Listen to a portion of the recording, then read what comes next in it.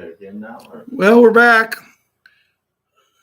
As I said earlier, this is a mess, but I'm not going to play the music. I'm not going to say the pledge again. I'm just going to go from here.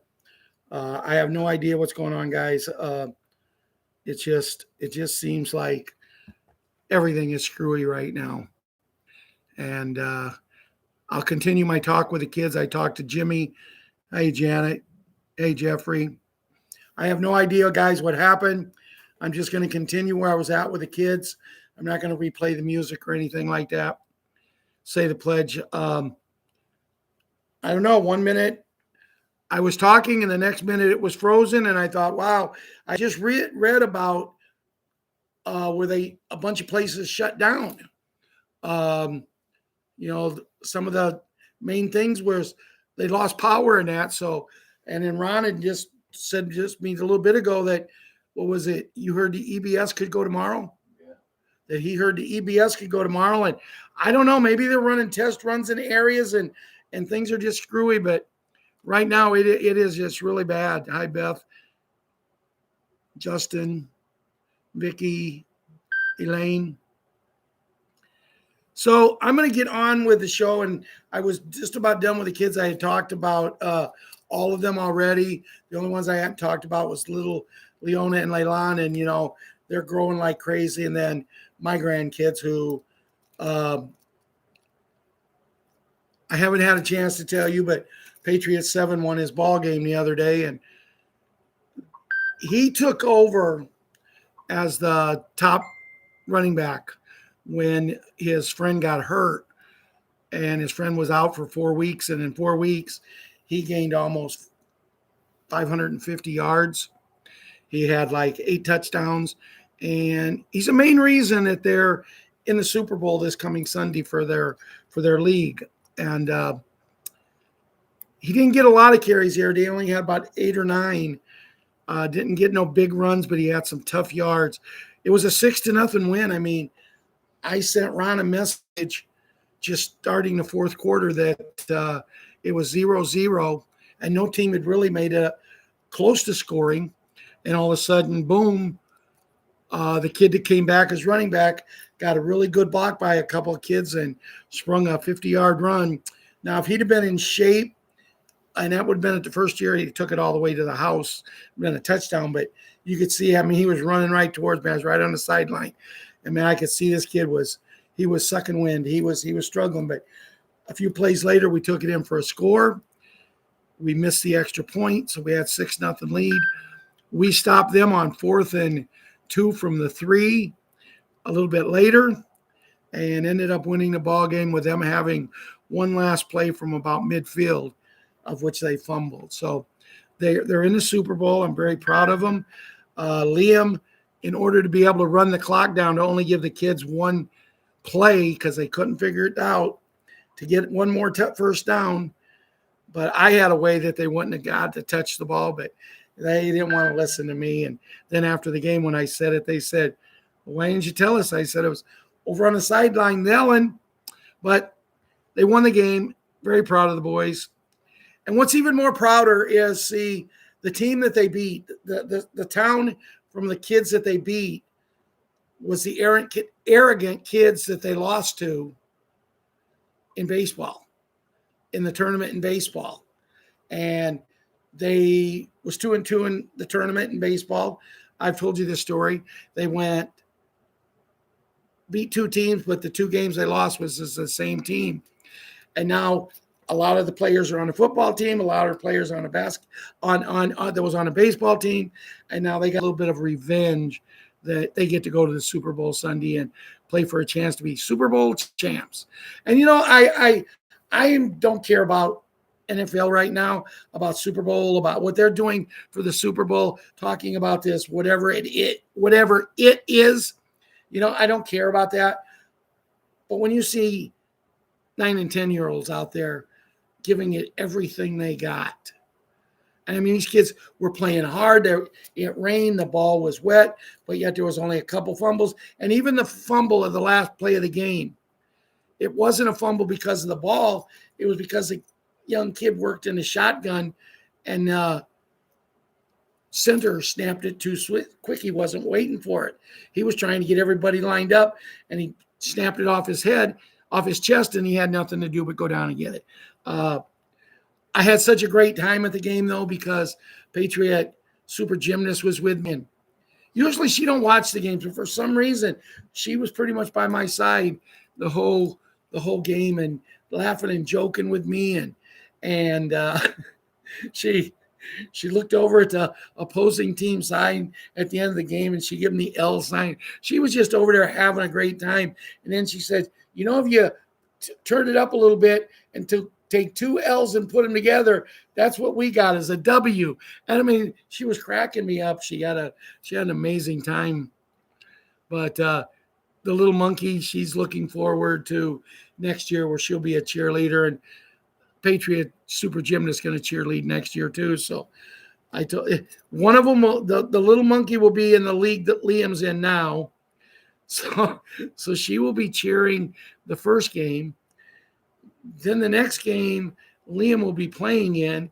Then the next game, Ella will be cheerleading. So 6 hours, wow, every Saturday for 8 weeks, depending on how far they go in the tournament. So small Hank is in school.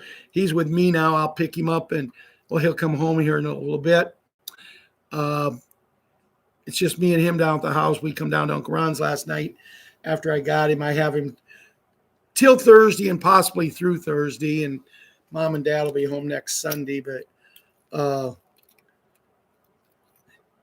he said he wanted to sleep on the sofa last night, and he did. He went right to sleep. He was a good kid.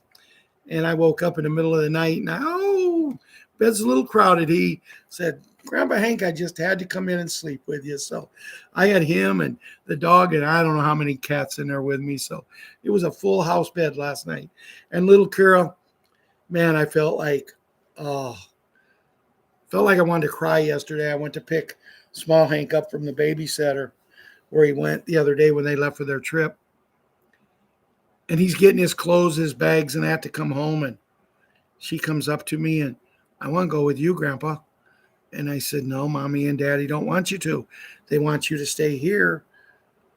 But I said, the next time I come and Jason leaves with me, I'll take you. Well, I finally convinced her, but boy, she got tears in her eyes. She couldn't believe her grandpa wasn't going to let her go with her. And as I told Brandon, I would have gladly took her. Well, Dad, you're 71 years old. We didn't know if you could handle. I said, I handled you when you was growing up. I've handled Amber's kids growing up. But, I'm not going to go into the reason why I didn't get to watch her. But those who are really close to me know. So I want to thank everybody for coming back. Tony, and I've already said Janet. And I can't hardly see the writing over here. So I did apologize to Bill. I thought him and Betty were married. Bill, maybe she's a good looking woman. I don't know. maybe it was maybe Bill's married. Yeah, maybe you're married, so maybe I better shut up. So we'll move forward. But guys, there's not a lot. A lot of people are being very, very quiet. A lot of people are being very subdued. But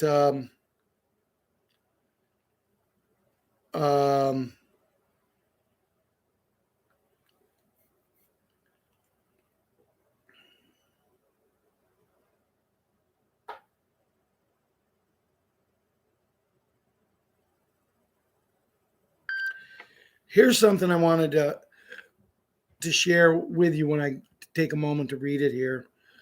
But I want to talk to you about XRP first. And remember, when I talk to you about XRP, I'm not a financial advisor. As far as the kids go, my part of your show is done. This show is not made for you. If you watch it under the agreement with your parents, grandparents, or legal guardians. The music that we would have played on today's show, that we did on the one that we had to cancel, we have no legal rights to, and anything else I use. We use it for information or entertainment purposes only. XRP, as I said, I'm not a financial advisor, but I have a friend, and this young lady, a model, and she's a very good model, to where she can buy things and invest in things where I can't do what she does. But me and her were talking one day, and I mentioned XRP to her, and she said, "Do you have any literature on it?" And I said, "Yeah." And I gave her the literature. She called me back or sent me a message back, and she said, "Man, what you sent me, what I did to research myself in the last half an hour," she says, "I had to buy some of this." So I went out and bought a little bit of it. Yeah. A little bit of it was 33,000. She spent $50,000 for it. Later on, she went and she spent another $100,000 to where she now has over 130,000 of these. And she sent me a message today and she said, "Hey, XRP is stabilized. I've been watching it all over the weekend and now today and yesterday, and it's stabilized." And I told her, I said, "I just watched a video." And the lady that I watched, I can't remember her name, but she's a lady that I seen on TikTok, but it wouldn't allow me to send the video to anybody else. Wouldn't allow me to share it. I don't know if she has that way blocked, but this lady's talking about XRP and how it's about ready to explode. Well, if you go on here, if you go on TikTok, if you go on any place that talks about XRP, there's at least 10 people out there talking, saying how it's going to go to $1,000 in no time at all. It's going to go to $100 in no time at all. This lady today said there's 5 components that's about ready to happen. The first component, and she said that's the only one I'm going to talk about today because it's going to excite people. It's different countries that we all know that the countries are going to be using this as their main source of transferring money from one country to another. And 5 different countries are about ready to put $1 trillion into XRP. $1 trillion. And she said with a smile, and this is a lady, don't smile much, but with a big smile on her face, she says, "When this happens, I've run the numbers, and probably within a week after, XRP will go from where it is right now. It will start rising right away. And then you're going to see the big. But it will top out at probably close to $35,000 for one. Then, as me and Ron have discussed, once it explodes, and we are so close, folks, to the big N and the big G. We all know this. Once the big N and big G goes into effect, it is really going to explode. And I'm going to be honest with you. I can see us surpassing that coin that has a bit in front of it.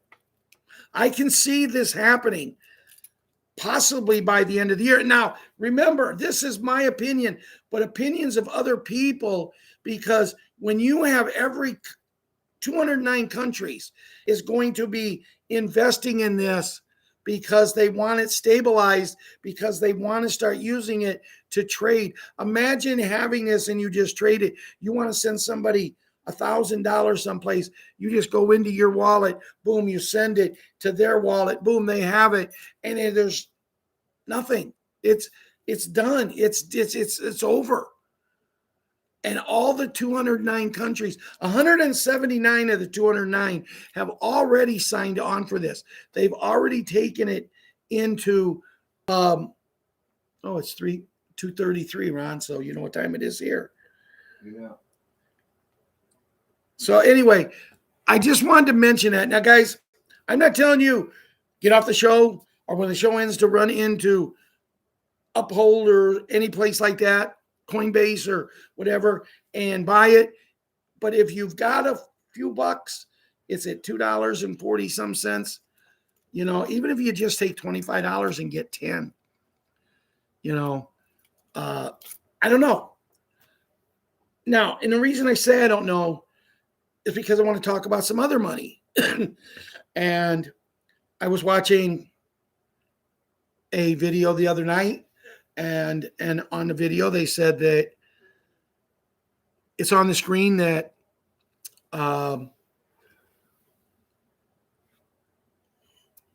Iraq, the dinar is right now holding steady at about $5.50.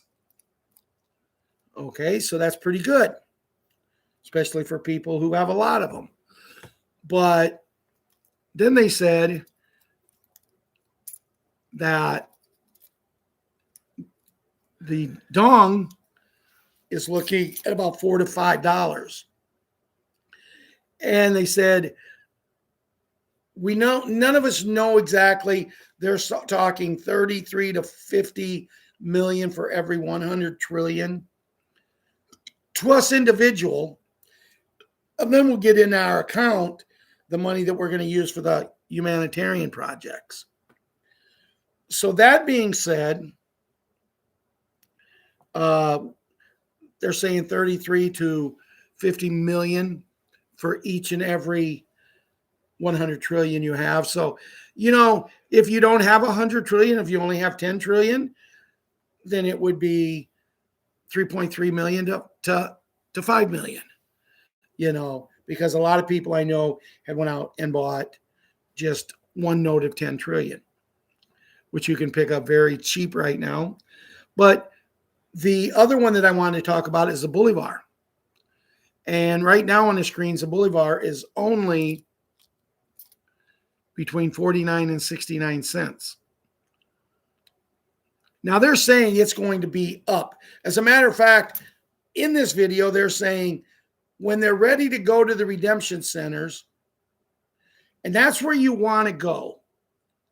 Even if you don't have Zim, if you can get to a redemption center, you're going to get a higher rate. If you have dinar, try to make sure you go to a redemption. I mean, you may have a bank right down the street that's going to be more convenient, but is it worth driving 20 or 30 miles if you have to get $5 for the dinar, or to drive 30 or 40, 50 miles, whatever it is, one way to maybe get 10 or 12? Or 20. Or as Ron said, could go as, and something like that could go as high as 20.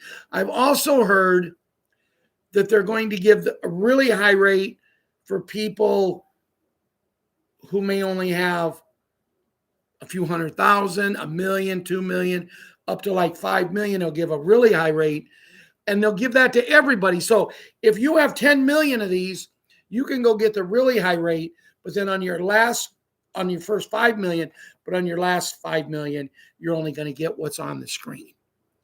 Which, hey, guys, you have to look at it this way. If you have currency, and if you don't worry about it, because there's so many ways we're going to make money. Everybody's going to come out of this millionaires. Remember, I read that thing the other day where if you're a senior citizen, 62 and above, everybody in their accounts have $25 million, from what I'm being told. But if you're a senior citizen, you get the whole 25 million lump sum. If you're 41 to 61, I think you get 62%. Now, I had someone look at me and say, well, that's not right. Why don't we get the whole sum? You get it now. The other percentage you'll get probably when you turn 62 is what I've been told. Now, I've just been told this. I don't know, but they want you to, even when if you're not 62 and retired, and I think it's going to go down to 60 when it's all said and done. But if you're not retired, they want you to work. That's why they're not giving you as much. Now, if you're only 25, I think it is, until 41, I had heard they might go down to 21 to that. You only get like 33%, but still 33% is $8 million. But what people don't understand, for the senior citizens, Remember, once we go to the big N, big G, once we go to the quantum financial system, once we go to the gold back standard, once we go to everything like this, we're going to be in a situation where we're also going to go to one thing back in time. We're going to go to the 50s prices. What is $25 million going to be worth back with the 50 prices? Probably somewhere in the neighborhood of, I would say, $300 to $400 million. But see, as a senior citizen, there's a bed out there. And I can lay in this bed and supposedly by the first of the year for sure, it's going to be released to the whole world. And he wants the people doing projects and the people who really need them bad and the children on them before the first of the year. And we know who he is. So if I get on this bed just for 10 minutes and I get off of it and they can tell me everything that's wrong, but they've already hit me with this stuff into my system that I already feel probably 10, 15 years younger. I already feel good. Now I can get on this second bed because they know exactly what's wrong with me. And they're going to get me on there and they're going to bloop, bloop, bloop, bloop, you know. And when I get off of that, I'm going to feel like a brand new man. My heart condition is going to be gone. My asthma is going to be gone. I'm not going to get sneezing attacks all the time. And it's going to be the same thing for you, Russ. It's the same thing for you, Bill Woods. It's the same thing for you, Janet. And I really wish I could. Virginia, I see you're here. Virginia Elliott. I went to high school and graduated with a David Elliott. But anyway, it's going to make you feel better. Now, if you choose, you can get on bed number 3. And even at my age at 71, even at Ron's age at 79, when we get off of that bed, we can feel like we're 30, 29 or 30 years old. And that's got me so excited because, see, I got married at 29. And I feel I went straight to HE double toothpicks when I did. Dating her was great. Married to her. But I stayed in there for 23 years because we had a child 18 months later and another one 14 months later after that. And I wasn't letting her have the chance to get charge of my kids because I actually always have said I felt like I was the mom and the dad to my kids, and they even say it sometimes to me. But they're close to their mom. She has straightened up some. I mean, no, she straightened up a lot. She's got older, and that's the reason she married me. She wanted to have kids so she could have grandkids. So when she was ready to retire, everything would be good. But what I'm trying to say here, and remember, guys, I've never seen the beds. I've talked to someone who has. I'm not a financial advisor. But here to me, the most important thing for all of us, for each one individually here, is our health. Because it doesn't matter if we can go back to where we feel like we're 29 or 30 years old. It doesn't matter if our health isn't worth it. It doesn't matter how much money we have. If we don't feel good, if we can't do things, we might as well stay the age we are. And in a few years, we'll just get put in a box and we're done. But that's not how it works. And then listening to Bruce a week ago, this is something got me real excited. Because, see, I'm a person who believes in the Bible. I'm not a person who is flamboyant about the New Testament, but the Old Testament I like to read on occasions. I've read the whole thing twice, page to page, but the Old Testament. Now, Russ, Janet, because you guys are the only names I can see up there. I think it's because you're in the blue and it's blending in for me easier. But I forgot what I was talking about. Ronnie, ask Ron. What was I talking about? Wow. Go ahead. Did anybody remember what I was talking about? It must On not. the beds. I know I was talking about the beds, but the health issues. It doesn't matter if we can go back if we don't have our health. The money is going to be great, but see, when you put beds here, money here, when you talk about what I said we're going to get, and that has nothing to do with senior citizens getting a raise, that has nothing to do with Doge, that has nothing to do with the quantum financial money. And there's one other one that, I don't even know what it is, but there's 4 other ways that we're going to get money. So everybody's going to have it. But it doesn't matter if you don't have your health. So these beds are really important to me. And I look more forward to them than I do the money. And I was reading something the other day, and it says, money does not define who you are. Money allows you to be who you are. Because you take someone like me, I don't have money. But even though I don't have money, if I'm in a store and I see someone struggling, several times I paid bills for other people and kind of went without for that day what I wanted to get for myself because they needed it worse than I did. So someone like me, and I bet a lot of everybody in here, all of you do the same thing. People who love to help people, even though you don't have the money to really do it, the money is going to allow you to really do it, to really feel good about yourself. I know I've went to the store and I told this story before about this little old man, little old lady. And I seen him in the meat department. And the man says, I don't care if it's that expensive. I want ground beef. I have not had a good hamburger for 2 years. If we don't pay a bill, we don't pay a bill. If they shut our lights off, they shut our lights off. But I want a good hamburger with cheese and on a good bun. And he's talking, I want this meal. And then he gets talking about he wants a roast and he wanted something else. And the lady is, we can't afford it. We can't afford it. And she convinced him. He was flamboyant. And I went and I bought a package of hamburger, a package of buns, the stuff that he wanted. I bought him a roast and a few other things. It cost me about $40. So I had to regroup about getting my own stuff, but I did. But when I got my own stuff, I watched these people.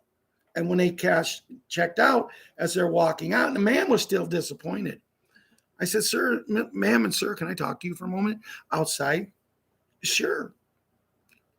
I said, where's your car? I'll help you to the car with your groceries. The man said, I don't need no help.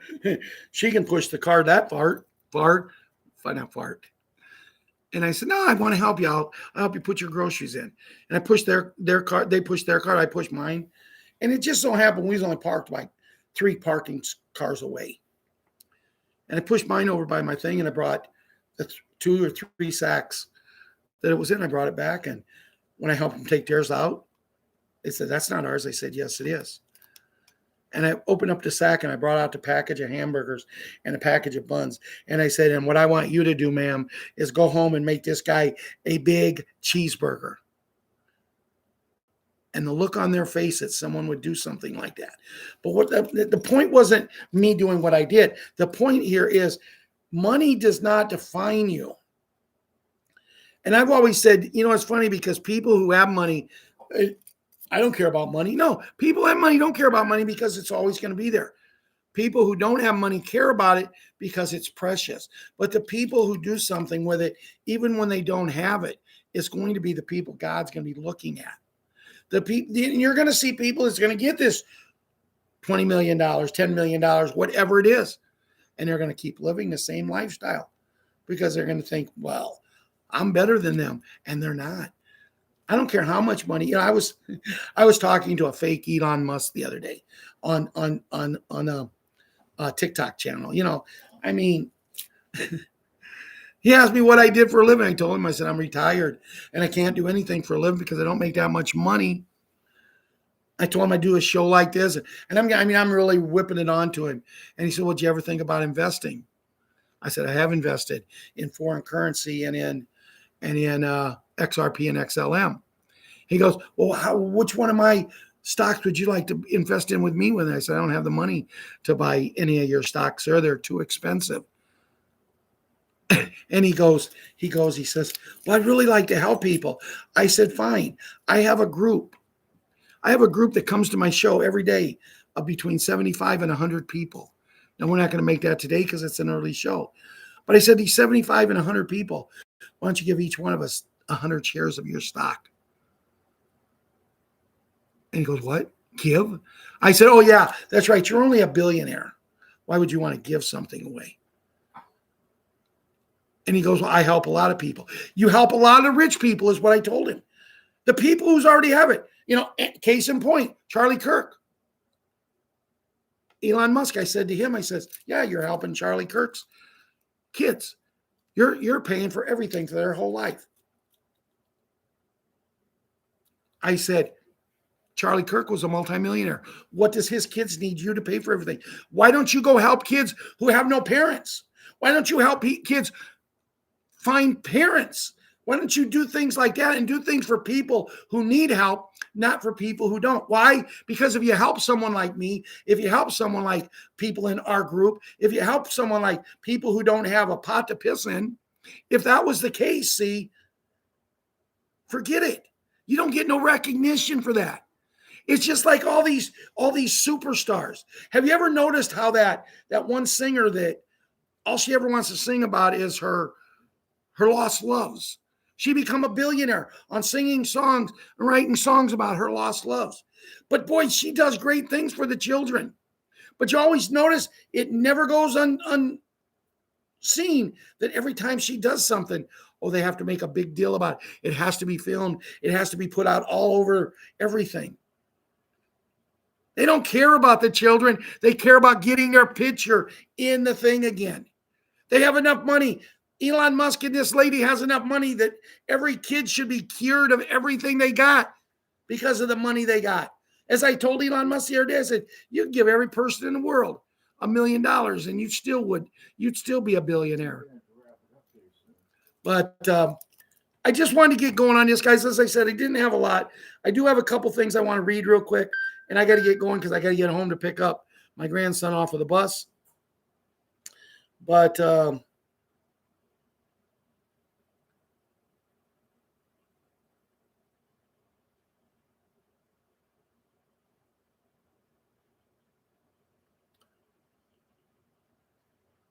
final locking gauge. Last night, the primary quantum grid sent an internal ping to secure terminals.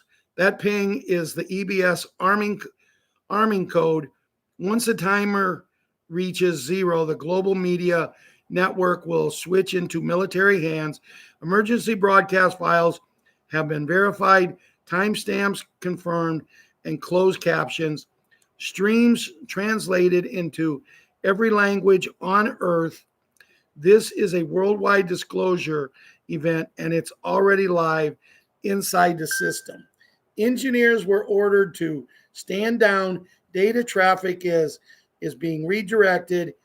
Odin satellite channels under the Space Force Command. The old grid is silent. The new grid is active. Every indicator points to October 21 as that's today, isn't it? No. Oh, it's tomorrow. That's right. As a 0 hour when the broadcast begins, nothing will stop. Now, reading that, just before I come on to do the show, Ron had told me about something like that. Here's another one that says all the redemption centers are ready to go. Quantum grid test transmissions have shown near 0 latency and 100% verification accuracy is happening. Everything is ready to go. And here's another one. It says it too, that everything is ready to go. 2026 will be critical, but we should be in where we want to be by 2026. Guys, I love you. Thank you. 65 people here now, but I got to get going to go take care of my grandson. I have to take him to gymnastics tonight. But if something happens, and it could happen tonight.